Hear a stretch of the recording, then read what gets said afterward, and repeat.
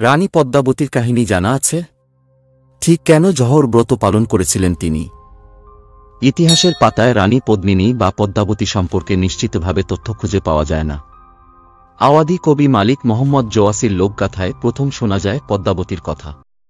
প্রাচীনকালের অনেক রাজাই তাদের কীর্তিকাহিনী লিপিবদ্ধ করে যাননি।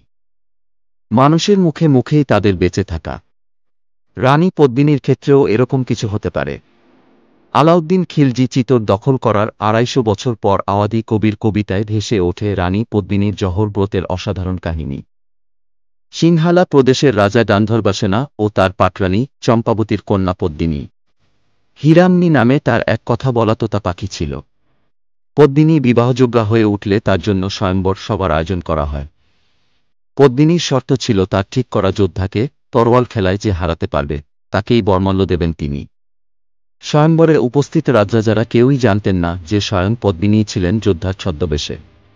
পদ্মিনীর সঙ্গে তরোয়ালের লড়াইয়ে সবার হার হলেও জিতলেন চিতোরগড়ের রাজা রতন সিং।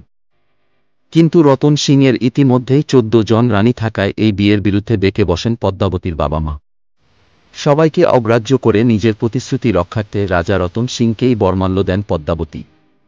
অপরূপ সুন্দরী পদ্মাবতীর অসাধারণ বুদ্ধি ও জ্ঞানের কথাও ছড়িয়ে চিতোর জুড়ে। রাজ্য চালানোর কাজেও রানী পদ্মিনীর বুদ্ধি ও পরামর্শ নিতেন রাজা রতন সিং।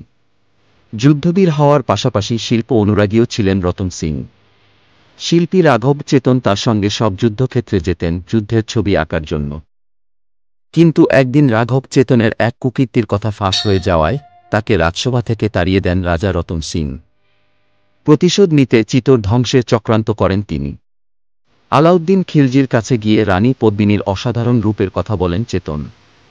নিজের আঁকা রানী পদ্মিনীর একটি ছবিও দেখান। পদ্মাবতীর ছবি দেখে রূপের মোহে উন্মাদ হয়ে ওঠেন আলাউদ্দিন খিলজি। যে কোনোভাবে পদ্মাবতীকে পেতে হবেই বলে স্থির করেন তিনি। পদ্মিনীকে তার কাছে পাঠাতে রতন সিংকে প্রস্তাব পাঠান তিনি। না হলে চিতোর ধ্বংসের হুমকিও যায়। যাই হয়ে যাক না কেন রানী পদ্মিনীকে খিলজির হাতে তুলে দেওয়া হবে না বলে জানিয়ে দেন রতন সিং। শুরু হয় ভীষণ যুদ্ধ। কিন্তু আলাউদ্দিনের প্রচুর সৈন্যবলের কাছে বীরের মতো যুদ্ধ করেও হেরে যায় রাজপুতরা।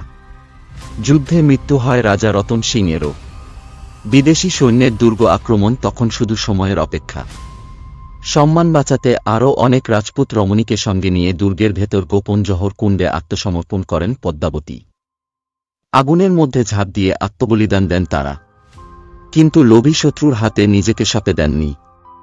অগ্নিকুণ্ডে প্রথম ঝাঁপ দেন পদ্মাবতী, তারপরে অন্যান্যরা। আলাউদ্দিন খিলজি যখন পদ্মাবতীকে পাওয়ার লোভে দুর্গের ভেতর প্রবেশ করেন ততক্ষণে ইহলোকের মায়া কাটিয়েছেন রানী পদ্মিনী। কুণ্ডের সেই ভয়াবহ ছবি দেখে কুণ্ডমুখ বন্ধ করে দেওয়ার নির্দেশ দেন খিলজি। কয়েকশো বছর পরে এক চিতোর রাজা কুণ্ডমুখ খুলে সেখানে পদ্মাবতী ও অন্য বীর নারীদের সম্মান জানানোর ব্যবস্থা করেন। আজও চিতোরগড়ে গেলে দেখা যায় রানী পদ্মিনীর জহর কুণ্ড। ভিডিওটি ভালো লেগে থাকলে লাইক, কমেন্ট এবং শেয়ার করতে ভুলবেন না। আপডেট পেতে আমাদের ইউটিউব চ্যানেলটিকে সাবস্ক্রাইব করতে পারেন।